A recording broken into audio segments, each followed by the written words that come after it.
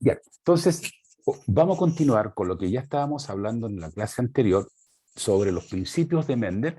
Hablamos sobre el primer y segundo principio mendeliano, primero el de la uniformidad y el segundo el de la segregación, y en esta oportunidad vamos a comenzar con el principio de la distribución independiente. Y el principio de la distribución independiente, la verdad, jóvenes, es que es bastante parecido, si ustedes lo miran con detalle, es bastante parecido a lo que de alguna forma se plantea en el principio número 2, que es el principio de la segregación. En palabras, este principio de la distribución independiente dice que en los heterocigotos, que para dos o más características, ¿ya? Para dos o más características, cada característica se transmite a la siguiente generación de forma independiente del otro carácter. O sea, si tenemos tres características en estudio, cada una de ellas se transmite de forma independiente, autónoma y al azar. Y se combinan estas de forma azarosa, de forma randómica, no sé cómo denominarle, pero se establece entonces que los caracteres, ¿ya?, son independientes y se distribuyen y se combinan al azar. Vamos a poner un ejemplo, así que eh, ahí quizás lo van a entender mejor esta frase. En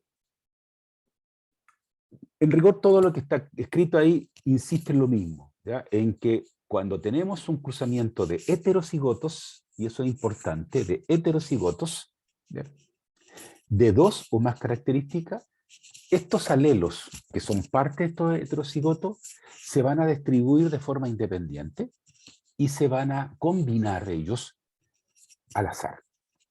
Y ahí entonces van a aparecer distintas características fenotípicas, ¿no es cierto?, que muchas veces no son, ¿cómo se puede decir?, no están en los parentales, ¿ya? Y lo voy a explicar con un ejemplo más adelante, ¿vale? Entonces, vamos a hacer un ejemplo, o vamos a mostrar un ejemplo, más que hacer un ejemplo, vamos a mostrar un ejemplo en la cual se explica muy bien esta tercera ley mendeliana, que es la ley de la distribución independiente.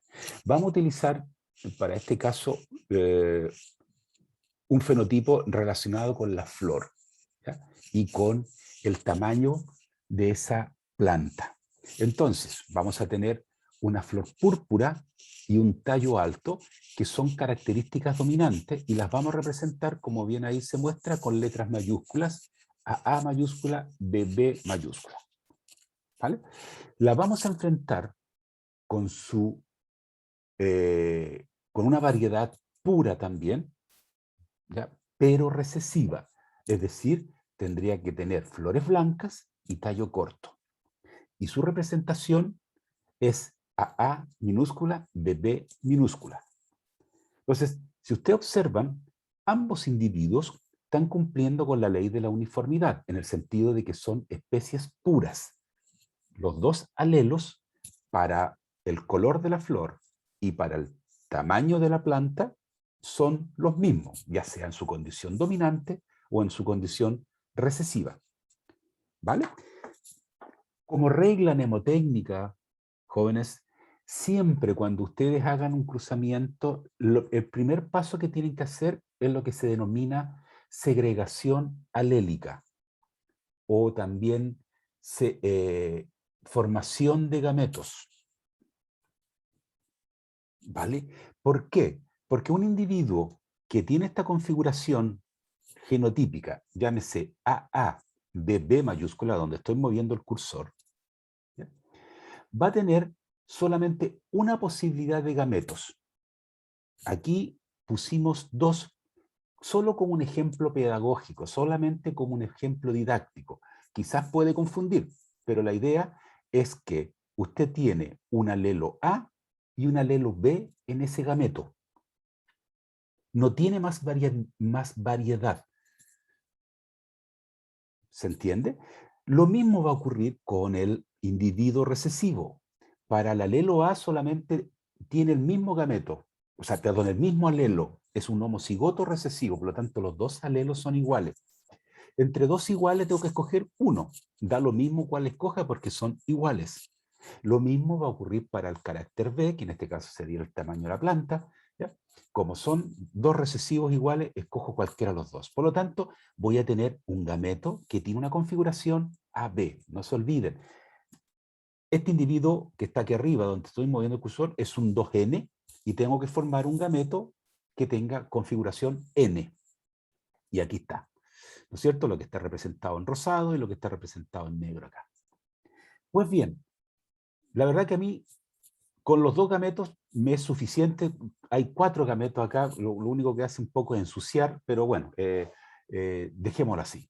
¿Ya? La idea es que, entonces, ambos gametos van a fecundar.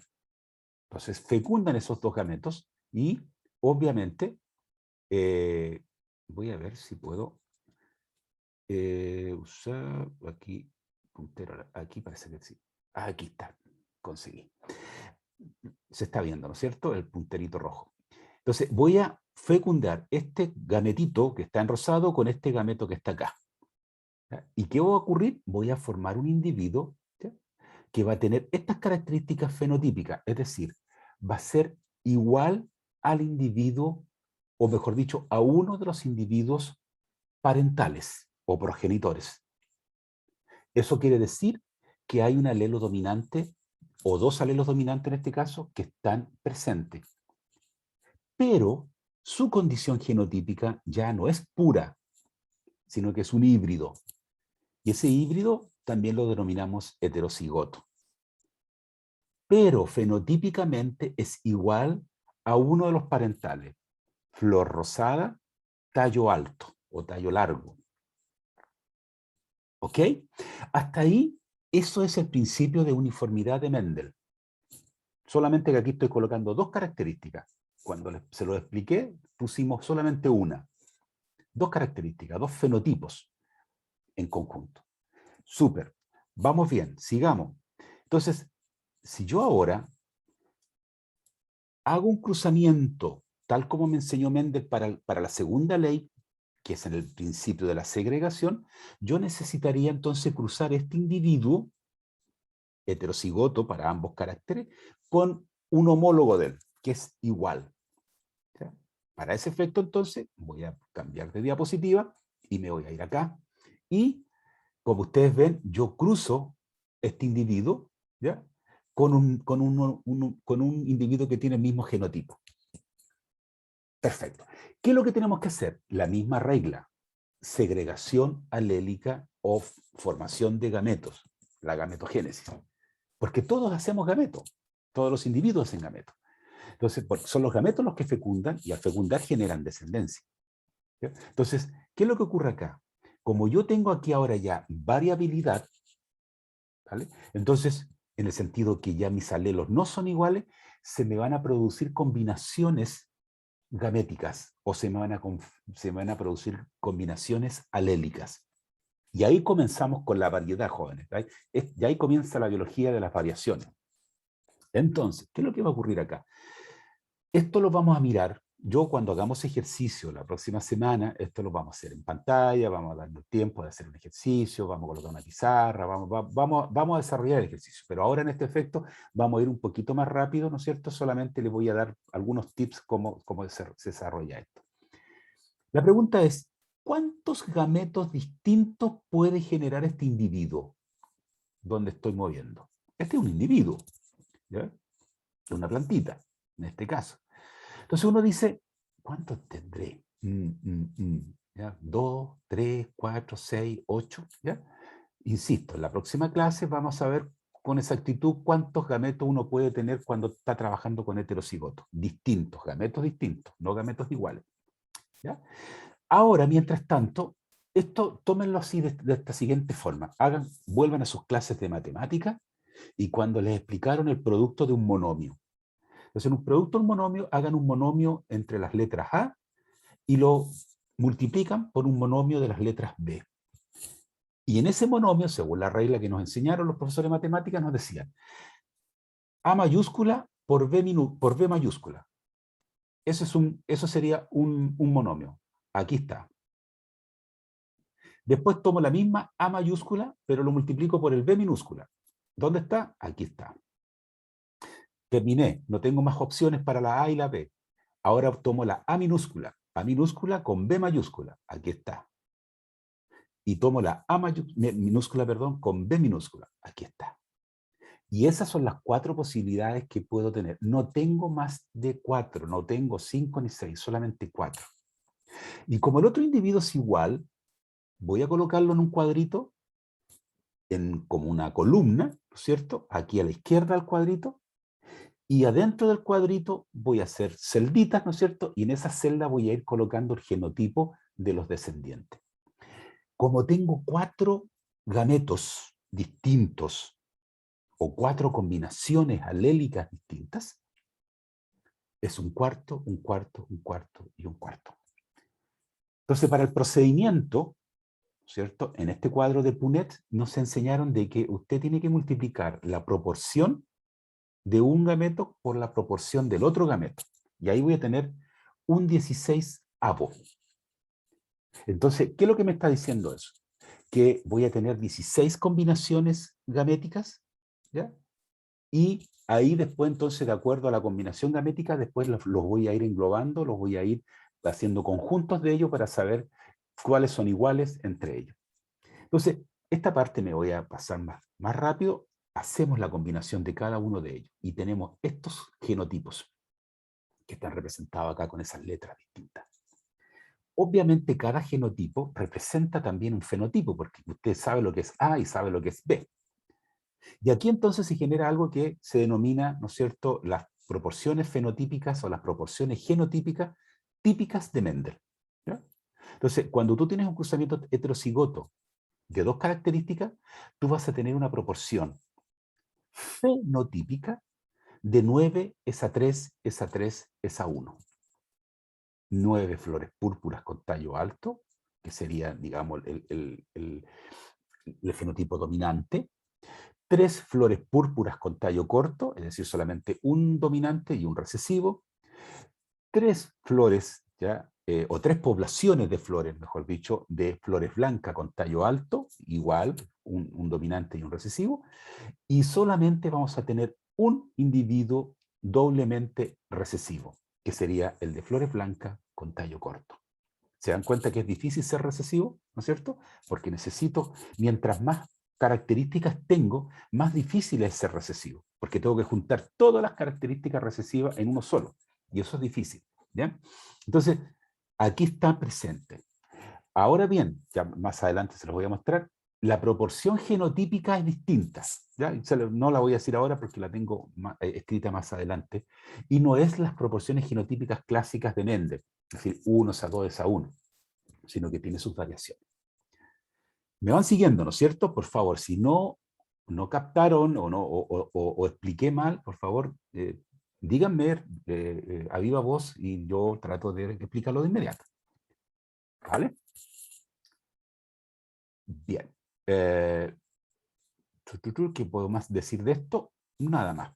Vamos a cambiar de fotografía y vamos a hacer lo mismo, pero lo quiero colocar ahora con otros dibujitos y con otra forma de mostrarlo. Ahí tengo la misma florcita dominante, pura, con la florcita recesiva, pura, las cruzo y voy a tener entonces mis genotipos para cada uno de esos individuos y voy a segregar los gametos para cada uno de esos individuos. ¿Ya? Los gametos parentales en este caso, que sería solamente LB, como lo dije delante, y el EB minúscula para el otro. Los fecundo y tengo un individuo de estas condiciones. ¿Se dan cuenta? Entonces, este individuo es igual al que está arriba, pero la diferencia ahora es que este individuo es heterocigoto. Es heterocigoto, no es heterocigoto dominante ni heterocigoto recesivo, es heterocigoto, a secas, no tiene apellido cuando usted identifica a un individuo heterocigoto. Ahora bien, este individuo tiene que hacer gametos, porque es un individuo, ¿ya? Hace gametogénesis, hace meiosis. ¿Ya? Por lo tanto, voy a tener gametos para este individuo que van a ser esos que están ahí. Y no tengo más posibilidades, las mismas que yo les mostré delante. Entonces, estos gametos ahora los voy a enfrentar con otro individuo que está acá. Aquí está. Bien. Eso. Súper. Y si ustedes se dan cuenta, como tengo 4 gametos, yo le pude haber colocado un cuarto, un cuarto, un cuarto. Aquí le puse 25%, 25%, 25%, 25%. Si usted me da a escoger si pongo en porcentaje o en fracción, yo preferiría ponerlo en fracción. ¿Ya? Yo lo preferiría poner en fracción. Pero aquí yo lo puse en porcentaje para dar también las dos alternativas. Ahora bien, si usted hace el ejercicio, ¿no es cierto? Del mismo ejercicio que estábamos haciendo, vamos a cruzar, ¿no es cierto?, todas aquellas plantas en que voy a tener el fenotipo dominante. Puede ser dominante, homocigoto dominante o heterocigoto, pero finalmente se expresa el fenotipo dominante y que está representado ahí, con esa planta, y esa planta tiene un 56,25%.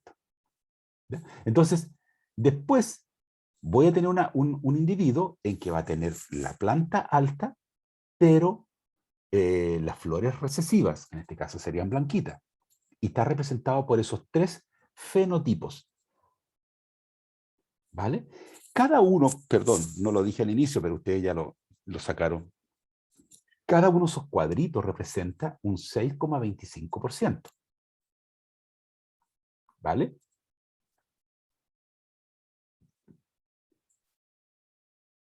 Y después tenemos una plantita que ya va a tener un tallito corto, pero las flores dominantes, que serían las rosadas. Y por último, este individuo que es el recesivo y que va a tener entonces las flores blancas y el tallo corto. Esos son los fenotipos, ¿ya? Por tanto, si usted hace la proporción pensando en que cada uno vale 6,25 y cuenta cuántos dominantes tengo, se va a dar cuenta que tengo 9 dominantes. 9 por 6,25 me da 56,25. Si quiero saber el detalle largo y flores blancas, ¿no es cierto? Voy a tener 3 individuos, multiplico 6,25 por 3 y voy a tener 18,75. Y así sucesivamente hasta llegar a 6,25. Esto en una relación matemática, en una razón, como se denomina, tenemos entonces una relación de 9 es a 3, es a 3, es a 1. Y tenemos solamente 4 fenotipos distintos. Ahora bien, vamos al genotipo. El genotipo ya un poquito, no digo que difícil, pero nos puede llevar a error. ¿Por qué? Porque tal como se los dije el otro día en clases, cuando usted ve el genotipo, no ve color. Usted se tiene que fijar solamente en la nomenclatura. ¿Ya? ¿Qué significa cada nomenclatura? Entonces aquí yo tengo LLBB mayúscula, ambas mayúsculas, por lo tanto esto es un genotipo dominante, claramente. ¿Ya? ¿Cuántos individuos LLBB mayúscula tengo? Busco aquí entre los 16 y solamente tengo 1. Por lo tanto, aquí está. 1. Vámonos al siguiente, que a la derecha de ustedes. Este genotipo, ¿cuántos individuos como este yo tengo? Tengo este individuo que está aquí y el que está aquí. Y no tengo más. Perfecto. Vámonos a este otro individuo. ¿Cuántos individuos de esta forma tengo? Tengo este individuo, usted siempre tome la diagonal. Tengo este individuo, este no es, y este es. Tengo 2. Me quedó este libre, cuidado. Vámonos al siguiente. Tomo la diagonal. ¿Cuántos individuos L mayúscula, L minúscula, B mayúscula y B minúscula tengo? Tengo 1, tengo 2, tengo 3 y tengo 4. ¿Dónde está? Aquí está el 4. Y así, para no seguir aburriéndolo, usted va haciendo el procedimiento de esta forma. Mira el genotipo que tenemos. 1 es a 2, es a 2, es a 4, es a 1, es a 2, es a 1, es a 2, es a 1. Es difícil aprenderse ese tipo de proporciones, ¿no es cierto? No es tan clásica como el 1 es a 2 es a 1 o el 3 es a 1, ¿ya? O el 9 es a 3 es a 3 es a 1. Pero responde a una proporción clásica que tiene Mendel para este tipo de cruzamiento. ¿Y cuál es la gracia de esto? De que los gametos se distribuyeron al azar. Cuando yo les dije, mira esta línea diagonal, ¿no es cierto? ¿Ya? Aquí hay uno que no pertenece a la línea diagonal, porque aquí este pertenece y este pertenece a la línea diagonal. ¿Se fijan? Este que está acá, a la punta también, los 4 son iguales. ¿Ya? Entonces, estos son combinaciones al azar que no estaban en los padres. ¿Había un papá que era tallo largo y flor blanca? No, había un papá que era tallo corto y flor blanca. ¿Había un papá que era tallo corto y flor rosada? No, había un papá que era tallo largo y flor rosada. ¿Vale? Entonces, eso es lo interesante de esto, que estas son combinaciones nuevas. ¿Ya? Son combinaciones que se producen por el azar. Son combinaciones que se producen porque los genes, o mejor dicho, los alelos se distribuyen de forma independiente y al azar. Por eso entonces que este principio se llama principio de la distribución independiente. ¿Ya? Nosotros este principio lo vamos a volver a tocar en la próxima semana cuando veamos ligamiento, porque también es muy importante esto. ¿Ya? Vamos bien, jóvenes, por favor, me gustaría recibir un feedback de ustedes, algún comentario, si es que están entendiendo, o si quieren, si vuelvo a algún punto donde no quedó claro. Por mi parte sí, profesor. Perdón, no escuché. Que no, por mi parte sí está claro. Perfecto, vale, gracias. ¿Alguien más por ahí? Por favor, no Sí, tengan miedo profe, de preguntar. yo Sebastián, Dime. estoy claro hasta el momento. Súper, Sebastián, súper. Igual, profesor, voy entendiendo. Súper, súper. ¿Y la chiquilla? Igual, profesor, estoy entendiendo. Ya, macanú, macanú, macanú. Entonces vamos bien, dijo el pavo, entrando al horno. ¿Qué más tenemos por acá? Bueno, esto ya lo dije el otro día, así que no me voy a detener acá. Esto es lo mismo, ¿ya? Que lo que acabo de explicar, solo que aquí estamos trabajando aquí con semillitas, ¿no es cierto? Pero es el mismo ejercicio, por lo tanto, no me voy a detener en esto para no aburrirles, ¿ya? Estos son condiciones simplemente de qué es lo que es un carácter, qué es lo que es un fenotipo, qué es lo que es un genotipo, qué es lo que son los alelos, qué es lo que es el gen. ¿Ya? Es simplemente un resumen de algunos conceptos que hemos ido trabajando durante estas 2 clases que hemos hecho. ¿Ya? Así que también no representa ninguna dificultad que ustedes lo lean después cuando revisen la clase. Este es un ejemplo simplemente para que ustedes vean ahora yo diría así como decirlo de forma ya más en un cuadrito con cromosoma y donde los cromosomas tienen los alelos. Disculpen si las letras están un poquito encima de los cromosomas, pero lo hicimos así para que vean ustedes qué significa esto de la distribución independiente, ¿ya? Tengo un individuo 2N, ese individuo hace gametos, ¿no es cierto? Después esos gametos se dividen, en fin, se segregan alelos, en fin, se combinan, vayan viendo ustedes cómo se van, ¿no es cierto?, distribuyendo estos cromosomas, que en un minuto eran duplicados, ¿no es cierto?, y después terminan siendo una sola cromátida, ¿no es cierto?, o un cromosoma no duplicado, ¿ya?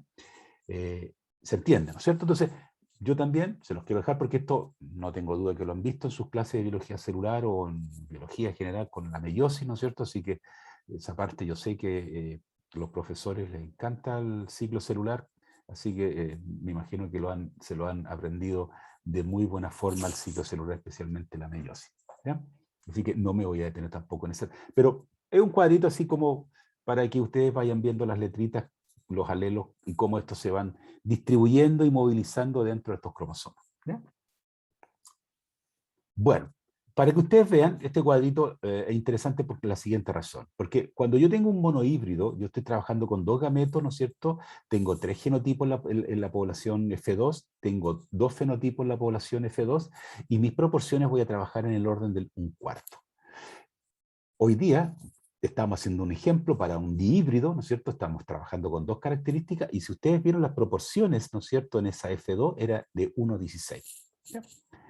Si ustedes se fijan, si trabajáramos con 3 características, vamos a trabajar con un cuadrito de Punnett de 64 celdillas. Ni hablar si yo les dijera un tetrahíbrido, vamos a trabajar con un cuadrito de 256 celdillas. Entonces, yo creo que esto invita un poco más al error producto de la manipulación del dato que entender propiamente tal el principio.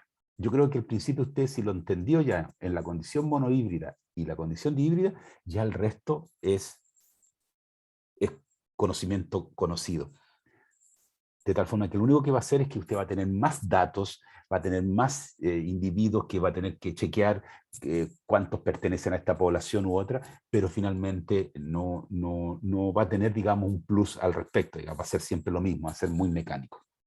Así que yo siempre los ejemplos, al menos me comprometo a que no va a pasar más allá de un hibridismo para ejemplificar o hacer algún problemita, ¿ya?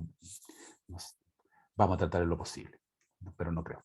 Bien, ya con esto voy a ir terminando. Simplemente voy a hacer un rápido barrido de algunas cositas que ustedes, por ejemplo, tienen, y tenemos, mejor dicho, y que tienen una interpretación mendeliana, la herencia es de tipo mendeliana, para cosas que tan triviales como, por ejemplo, el lóbulo de la oreja. Hay personas que tienen el lóbulo apegado a la piel del cuello y otros lo tienen suelto, como la figura que muestra en la parte inferior, ¿ya? Cada uno tiene una característica de dominancia o de recesivo, ¿ya? Entonces, el individuo que tiene la característica del lóbulo suelto es una característica dominante, ¿ya? Y el individuo que tiene la característica pegada al cuello o a la piel del cuello o de la cabeza, ¿no es cierto?, es una condición recesiva.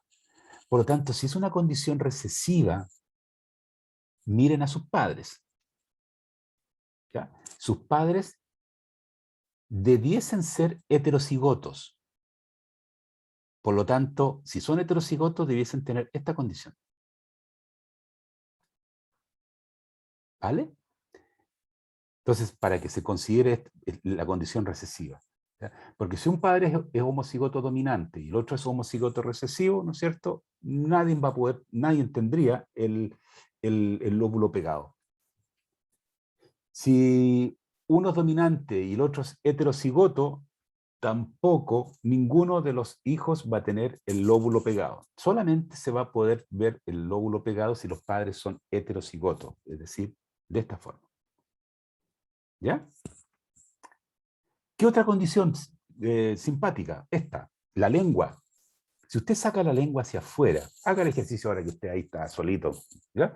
Saque la lengua hacia afuera y usted va a darse cuenta que la puede sacar de forma entubada, es decir, que forme como una especie de U, como la muestra el señor aquí de la derecha de ustedes, o bien puede ser que usted la saque hacia afuera y sea plana, sea recta, no haga ninguna curva, ¿ya? Pues bien, esa habilidad de usted encurvar la lengua es una condición dominante. ¿Ya? Y la misma cosa, hágale el ejercicio con los padres, y los padres, ¿no es cierto?, tendrían que tener también una condición de esa forma, de dominancia. Vamos a la siguiente. Esta condición se le llama pico de viuda. La pico de viuda es hay personas que tienen, que su cuero cabelludo termina como una forma de V, ¿ya? V corta, ¿ya? Como se muestra aquí en este dibujito, en esta foto, mejor dicho, ¿ya? Esto se le llama pico de viuda, ¿ya? Yo puedo entender por qué se le dice pico, pero no sé por qué se le dice viuda, ¿ya? Pero, bueno, son nombres que se le ha dado a esto, ¿ya? Y este pico de viuda, ¿no es cierto?, comparado con esta persona que está abajo, que no tiene el pico de viuda, porque tiene el cuero cabelludo termina en una condición más recta, más plana, ¿ya? Este rasgo, ¿no es cierto?, del pico de viuda también es una condición dominante, ¿ya? ¿Vale? Hay varias personas que tienen esa condición de pico de viuda, al menos aquellas personas que pueden decir que tienen pelo, digamos, ¿cierto? Aquellos que sufrimos ya de calvicie, ¿no? Esto ya no lo vamos a ver. Bien, sigamos. El pulgar curvado, ¿qué significa eso? El ponero que le llaman, ¿ya? El pulgar de ponero. Si usted levanta su dedo pulgar, ¿no es cierto?, van a haber personas que lo van a curvar enormemente en un grado de 45 grados, 60 grados, pero otras personas lo van a tener muy recto, ¿ya? Y eso también se debe a una condición de recesiva, es decir, los individuos que pueden tener esa condición de curvar en un grado aproximado de 45 grados, es una condición recesiva. Por lo tanto, los padres debiesen tener una condición heterocigota para esa condición. Y por lo tanto, debiesen tener el dedito más recto, no hacer la curva. Los hoyuelos en las caras, las mejillas, eso es un ejemplo clásico mendeliano, ¿no es cierto? Que las personas tienen un hoyito en la pera, como muestra ahí este actor de cine famoso que había en la época de los 50, 60, el padre de Michael Douglas, ¿no es cierto? Kirk Douglas. Y esta señorita acá tiene sus hoyitos en las mejillas, que se le denominan margaritas, ¿no es cierto? Pues bien, eso también se debe a una condición de herencia mendeliana de orden dominante. ¿Ya? Y la ausencia es recesiva. Sigamos con esto. Bueno, las pecas también tienen una condición de ese tipo y las pequitas se heredan también de una condición dominante y la ausencia es recesiva. ¿Ya? Estas pequitas, ¿no es cierto?, a veces son más prevalentes en otro tipo de poblaciones, ¿no es cierto?, poblaciones más nórdicas, más europeas, son más susceptibles a este tipo de características. Y por último, parece que este es el último ejemplo, el famoso dedo o el meñique torcido. No es que la persona tenga el dedo quebrado o que se le haya quebrado el dedo jugando a la pelota y quedó así, digamos. No, esa es una condición en que el dedo meñique como que mira hacia adentro, ¿cierto? No tiene una condición recta, es porque hay una modificación en la coyuntura ahí del meñique, y eso hace que se tuerza como hacia el interior, ¿ya? Hacia el anular, hacia el dedo anular, ¿ya? Y los dedos meñiques derechos, ¿no es cierto?, se deben entonces a un gen recesivo.